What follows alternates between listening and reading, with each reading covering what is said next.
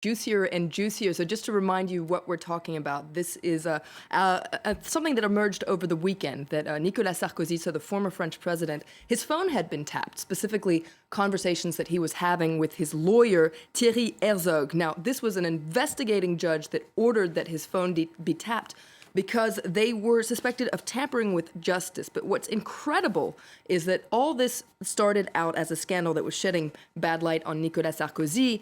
But now it's the socialist government that's drawing fire. Now, you can see the front page of 20 Minutes, et puis quack encore, what now? The government has tripped up again. And you can see a photo there of Christiane Taubira. She's the justice minister, and she's holding up a document that essentially proves that she was lying. Now, what is going on here? I'll walk you through it. When the scandal first came out, Christiane Taubira said it was news to her. She was learning all about this in the press.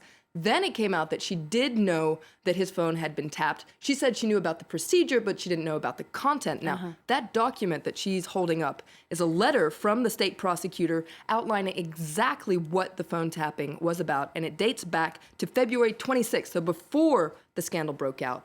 According to a lot of papers, all this is just adding to the confusion, and the opposition UMP is actually calling for her to resign. And on the front pages of other newspapers, we've got other ministers taking some heat for this scandal as well, haven't we? That's right. They're on the front page of L'Opinion. That's the pro-business paper. So on top of Taubira, you have the Prime Minister Jean-Marc Ayrault, the Interior Minister Manuel Valls, and the President François Hollande. That's quite a list, That's isn't quite it? Quite a list of top dogs there. L'Opinion wonders who's lying. Now, they've all been making contradictory statements, saying they weren't aware of what was going on, and then they were aware, but what were they aware of? According to L'Opinion, somebody's lying. Everyone's lying, perhaps. The thing is, though, if this was ordered by a judge and that is legal, then why would they lie about it? And why isn't this government coming out with a clearer line, at least?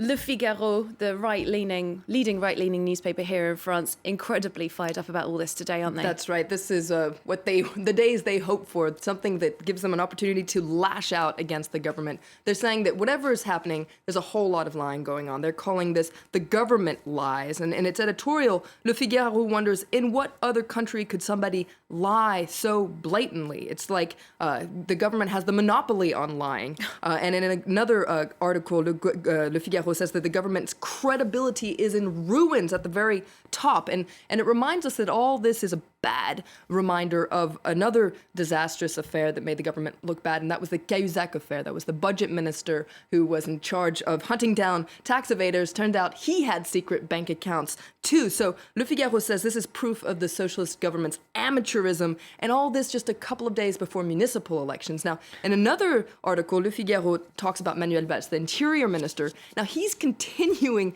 to deny that he knew anything about this, and Le Figaro says this is a very risky strategy that could backfire against him. Now, at the time of the Cahuzac scandal, he already said he didn't know anything about it. And then the Gaillet affair, the scandal about François Hollande having an alleged affair, he also said he didn't know about that. So Le Figaro wonders, is France's most well-informed man, because he is the interior minister, well, is he just a spare wheel within the government? They're having an absolute field day, aren't they, at Le Figaro? And also supporters of Nicolas Sarkozy. Of course, it started out as a very negative story about him.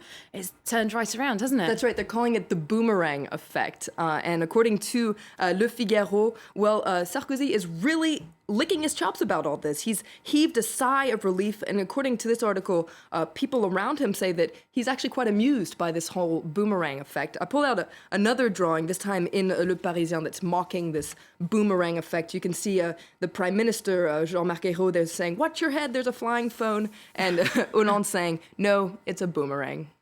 Okay, we do love a bit of a political tiff, don't we, in the papers. The left-wing Libération, very loyal to the socialist government, they tend to be, and that's continuing on their pages, isn't That's right. Libération says, let's not get distracted here. Taubira might have made a gaffe, but the scandal continues. Now, Libération points out that this gaffe is a blessing for the opposition. They're going to milk it for all it's worth, but let's not forget what all this is about. The reason why Sarkozy's phone was tapped is because he was suspected of tampering with justice. So that's a very, very grave and serious accusation.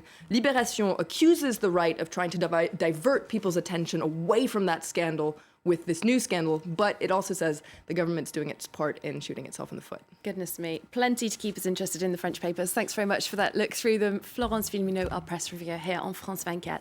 It's time for us to take a short break now on Live from Paris. Stay with us.